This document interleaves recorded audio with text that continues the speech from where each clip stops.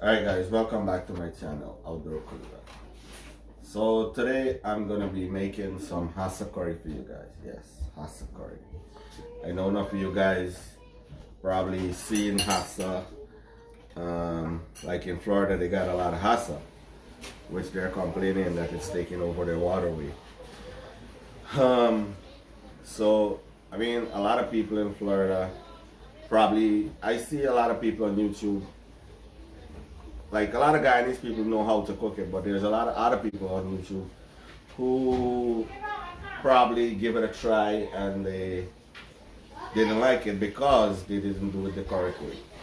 Because hassa curry only get one way you could cook it, and I know that way from creation or since I was a kid. So I'm gonna show you guys today how you could make a nice and delicious hassa curry instead of catching it and leaving it on the land to die and go to waste. Alright, so over here I got some hassa over here, not too big, not too small, nice size hassa. So actually my wife has cleaned it already. I wish I could show you guys how we actually clean it, but it's simple. All you need is a pair of kitchen scissors and a knife. So what you do is just you take the scissors, you cut all the fins out, and this little whiskers thing here, you cut it out with the scissors.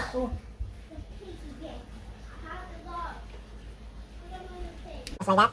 And then you just take the knife and you cut the stomach and you just wash it out. So basically it's not washed yet, so I'm going to go ahead and wash this. So what I did is like I put salt in the water and I put it there to soak for like a 5-10 minutes, because you don't have to, they kind of live in like in murky water with like, you know, it's not like sand or rock, it's a lot of mud and murky and a lot of vegetation in the water. And you could have like mud and, you know, things kind of settle on their shell here, because this doesn't have skin, they have like a shell. So what I do, I soak them in salt water and then I use a brush, like a little toothbrush, or probably you have something a little bigger than a toothbrush will do fine. And what I do is just brush them off. So like any mud or any murkiness kind of settle between these shell here, you kind of get it out, so it's clean. And probably that is one of the reasons why people cook hassa, it doesn't taste good, and they say it tastes muddy and all that kind of thing. So you need, first of all, you need to wash it clean. So that's what I'm going to go ahead and do here now. Is that I'm going to take this brush and I'm going to brush them. And then I'm going to go inside and then wash the inside as well. So that's basically how you wash hassa, guys. You want to make sure you wash them really clean and kind of scrub them good. And make sure you get all the murkiness out of it. You will see that when you start to scrub them, the hassa will kind of change color. They will like come from that black to like a gray color. They will get cleaner. So with that said, I'm going to go ahead and wash these up, and I'm going to see you guys when we're ready to cook them. Okay guys, so I've been washing the hassa, and I told you guys that you need to brush them very good, right? So I want to show you guys, look, this is one of the hassa that has already been brushed and cleaned, and this is one that I got over here in the bowl that doesn't clean it yet. Look at the difference, guys. You see that? So I told you when you brush the hassa, it kind of get all the murkiness and all the muddiness out of the hassa, and it becomes this grayish color instead of this black color. So I mean, hassa has a little work into it in cleaning it, but in the end it tastes really, really good. So if you guys want to give it a try, you guys could watch my video and go ahead and do so. But like I said, it has a little work into it in washing it. So basically what I do is I just take the toothbrush and I just kind of brush it like this.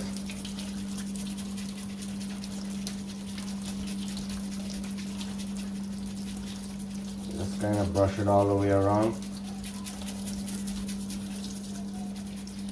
And as you're brushing it, you could see the blackness, how it's like splashing all over in the sink. You could see like the blackness and the murkiness coming out of the hassa, like the outer shell of it. And you can see it's starting to change and get that grayish color instead of the black color. All the blackness and all the muddiness is coming out of it. So that's why when some people cook their hassa, they're saying like, or they're trying it for the first time, they say they don't like it, it tastes muddy or murky or whatever. So you see, the hassa was black. See, now it's the same color like these. It turned gray. So what you do now is like you go in to the stomach part, and you just take your thumb and you just rub it along the backbone on the inside, just to get that bloodline out of the backbone. And then, like for in the head part where the gill is, you kind of want to rub that out very clean as well.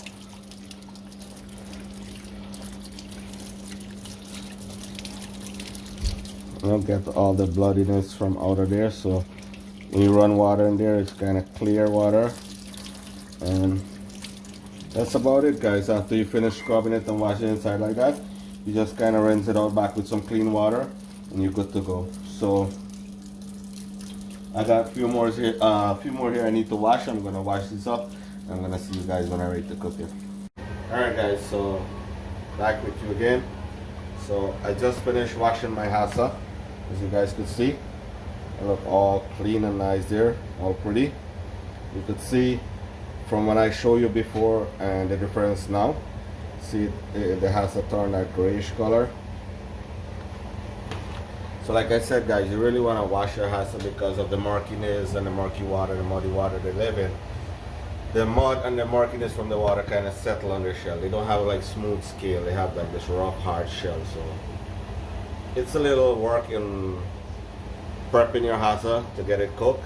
But if you want it to taste good and you want to enjoy it, you got to put the work into cleaning it.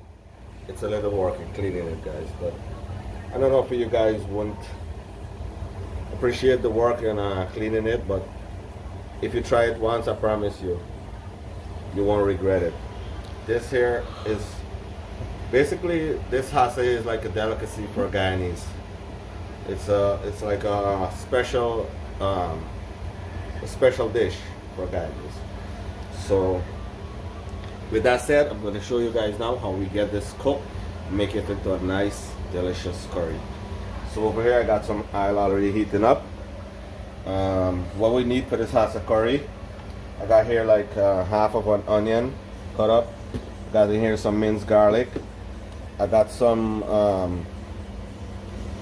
young okra here, or lady fingers as you guys may know it. I like to put that in my hassa curry or any kind of fish curry that I cook. I wish I had some saijan, or what do you guys know it as? I think some people call it drumstick, or I can't remember the scientific name for it. But let me see. If I remember, I will put a name in the link below. What I'm talking about. So also have some coconut milk that will be going in there. Yeah, make that curry nice and creamy. Give it a little sweet coconut milk taste. Some ground cumin or ground cumin. So when you get in cumin, or when you're buying ground cumin, try to get a roasted ground cumin. It got more flavor to it. And I got my MSG. Yeah, you guys know I don't cook without this. My adobo, all purpose. Some tomato paste. My curry powder. My garam masala. And I got some celery back here. And I think that's all we'll be putting in, guys. So let's get it started here. Let me grab a spoon. So we're gonna start off with the onion here.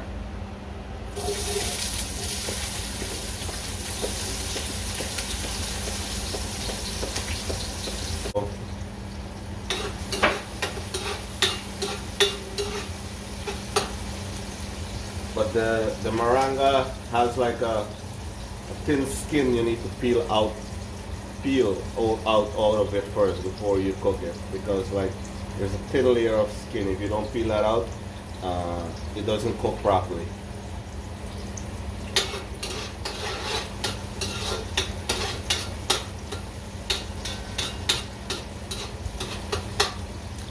I don't know if I even said that right.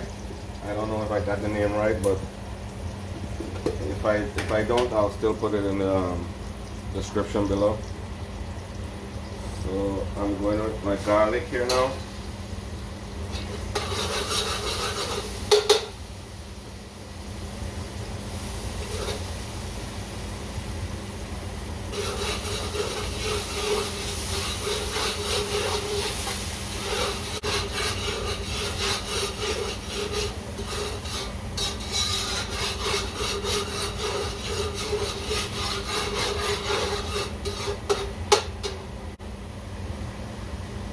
And guys, when you have garlic blend and put away like this, or even you buy it in the store, like I see now they have in the store like these fine crushed garlics, they sell it in bottle now.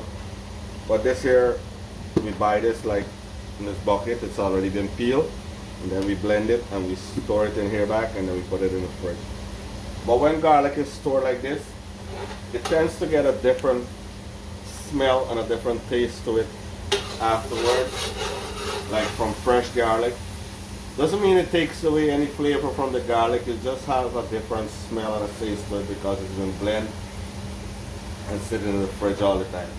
So what you want to do, you want to make sure that you cook your garlic well in the oil before you add anything else to it. So let me put this back in the fridge and I'll show you later. So like I said, I'm going to let this garlic cook here.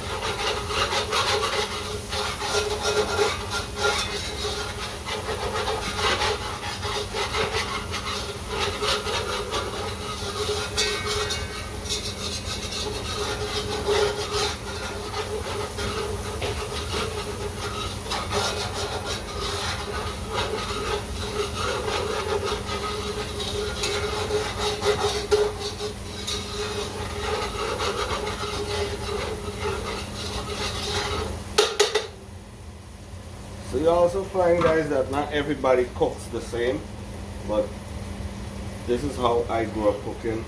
This is no, I know my grandma used to cook from since I was a small kid. So I'm gonna go ahead and add some of that cumin to this garlic and oil, or jeera as we know it. So remember I told you that it's roasted ground cumin. So once you put that in here, you don't want it to cook too long, because remember the cumin is like it's been already cooked once already. It's been roasted before it's been ground. So you don't want to cook that too long. So kind of turn the stove down a little bit.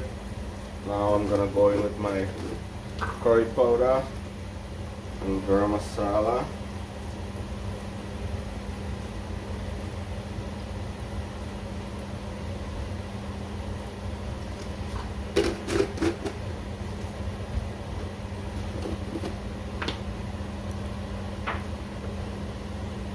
So the way we cook fish curry, I think I mentioned in one of my other videos, when we make fish curry, we add more curry powder than garam masala. When we cook meat curry, you add more garam masala than curry powder. So,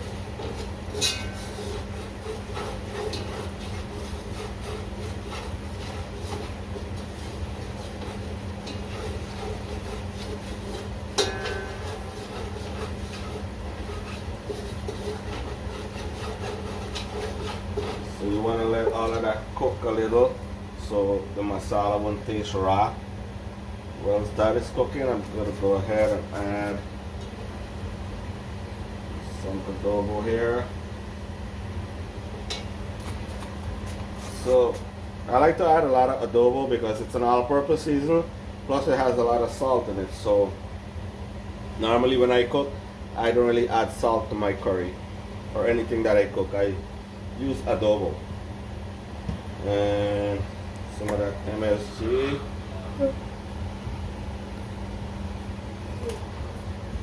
So here.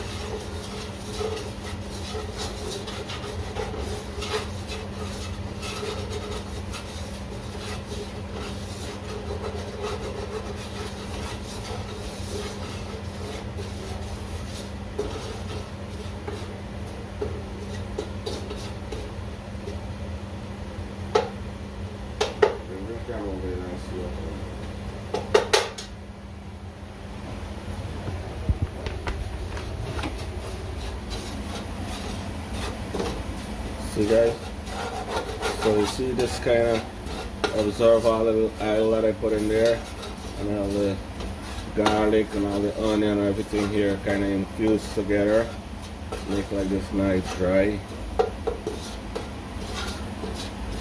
paste. So once it's cook a little bit here, kind of cook out the rawness, we're gonna go ahead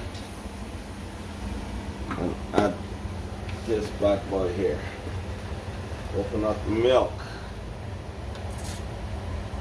Alright guys, so add that.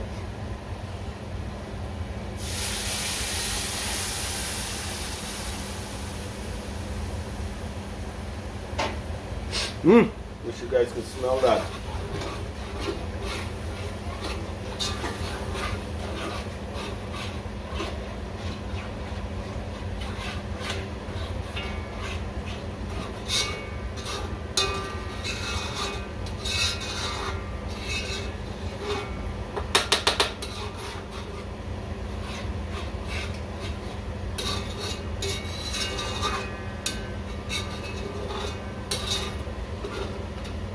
Normally guys, I like my hassa curry really spicy, but unfortunately my big son loves to eat hassa curry. Well, not hassa curry alone, all fish curry, and he doesn't eat a lot of pepper, so I can't really put the pepper, I can't really like blend the pepper from the beginning into the curry, which I like to do, but I can't, so I'll have to put the pepper like the steam in the curry at the last.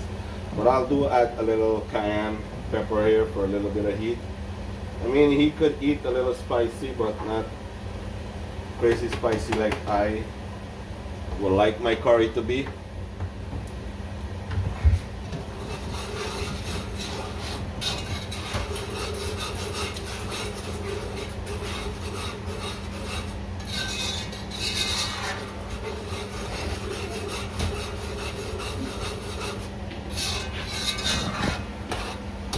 See guys, see how nice and creamy and smooth texture this have here.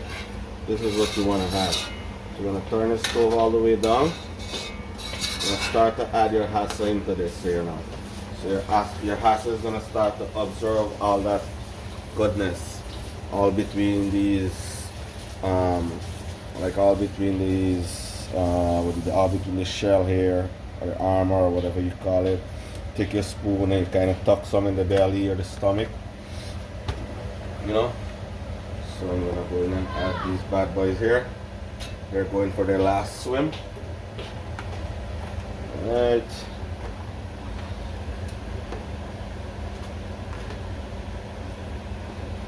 I bet they never had a swim in this kind of muddy water.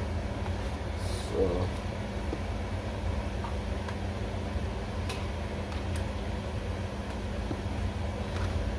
put them in there. And I'm gonna give them a quick turn. Make sure they all is well coated with all the goodness in here. See that guys? I'm gonna take some, like dip some like that, stuck it in the stomach. I'm gonna fill the stomach up.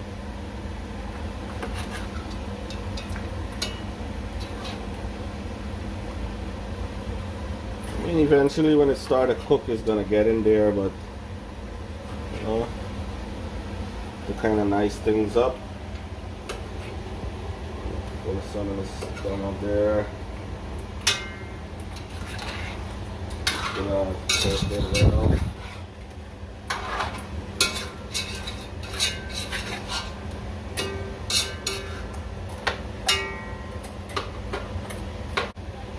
So what I'm gonna do here now guys, I'm gonna just put the lid on this here and leave it on like low heat and let it cook for like 5 minutes, so it kind of absorb all the flavor and all the goodness that I put in there.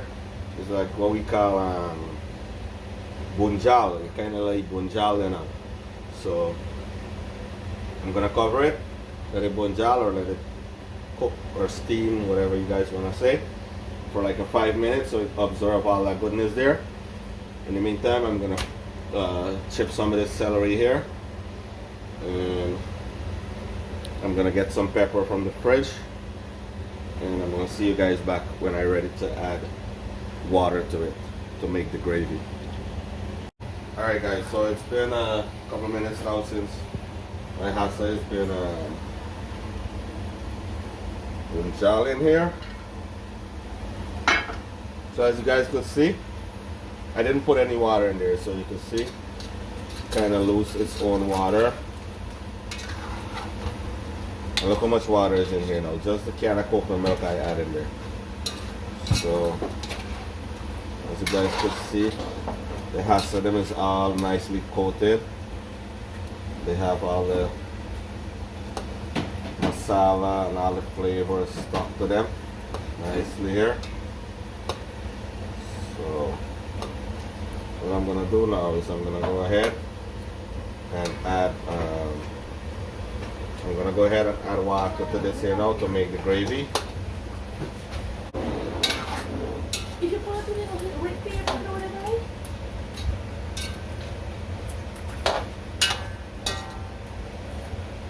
Alright guys, so I'm gonna go ahead and add water to this, you know. So add some water to this today.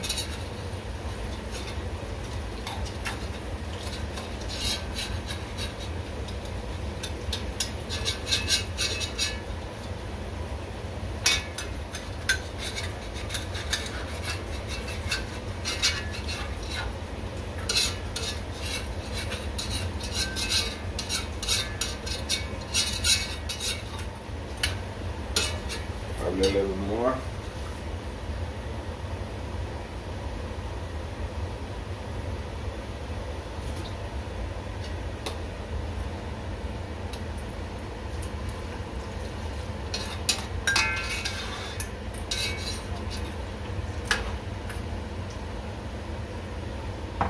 Okay, I think that should be good enough.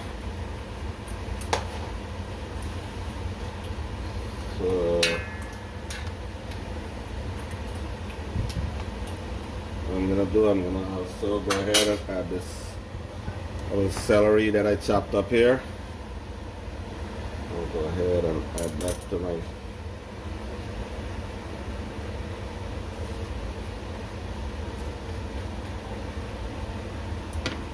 so the okra, I'll be adding that like that's gonna cook very fast because those are like very small and young okra.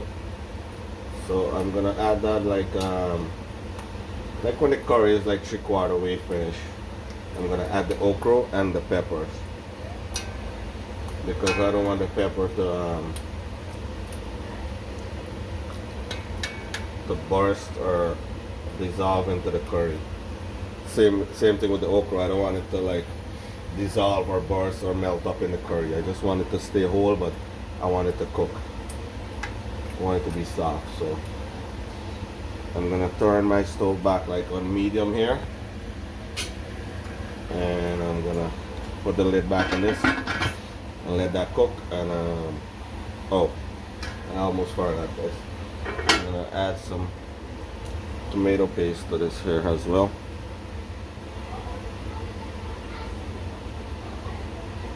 Paste in there. So at this stage here now, you don't want to like turn your hassa curry too much.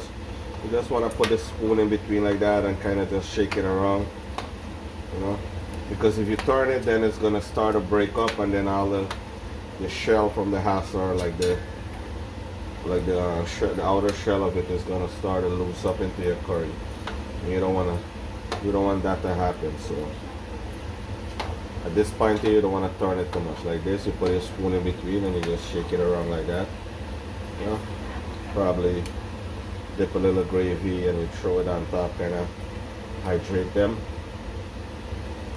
You know, and let them soak up all that goodness. You know, you want to just move them around and set them so they all kind of submerge into the gravy somehow. So I'm gonna put the lid on that here now, and I'm gonna check on that back like next 15 minutes, and I'm gonna see how it's going, and I'm also gonna give it a taste, see if the salt is enough. If the salt is not enough, I'm gonna add one of these here. This is like Goya Sazan. It's a seasoning as well, plus it has a lot of salt in it. So it should make up for if there is any salt more I need to add. So I'm gonna leave that here with that. And I'm gonna see you guys back in like next 15 minutes. Alright guys, so we're gonna go back here now and check on our hassa curry again. Alright guys, as you can see, that smell hit me right away there guys. So you guys could smell this. So as you guys could see, our curry is bubbling away here. All I'm gonna do is just tell you guys when I'm gonna turn this around. So when you know your hassa is finished, you could see that the shell, as soon as you move the shell, it's gonna start to come apart. That's when you know your hassa is finished. So as you see, mine is a little bit stiff. So you probably need like about the next 10 minutes. So what I'm gonna do here now, I'm gonna go ahead and add this in here. All this pepper. And I'm gonna go ahead and add all this okra as well.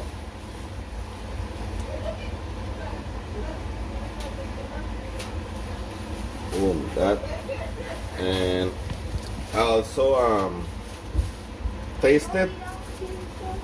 And you need a little bit of salt, so I'm gonna go ahead and add this pack of salsa into it.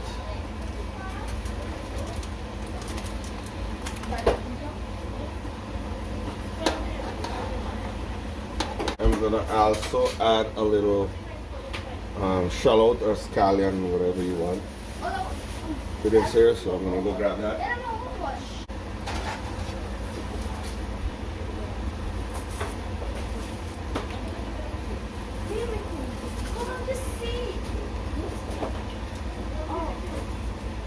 Throw some of that in there.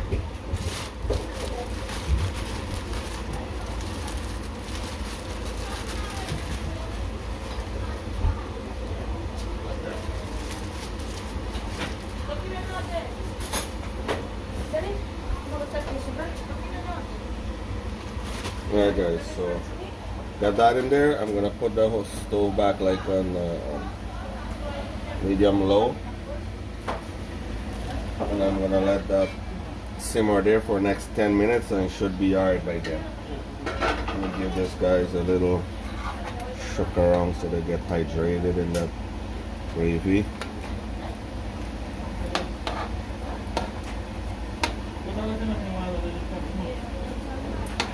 Put everything there. Everybody looks nice and submerged.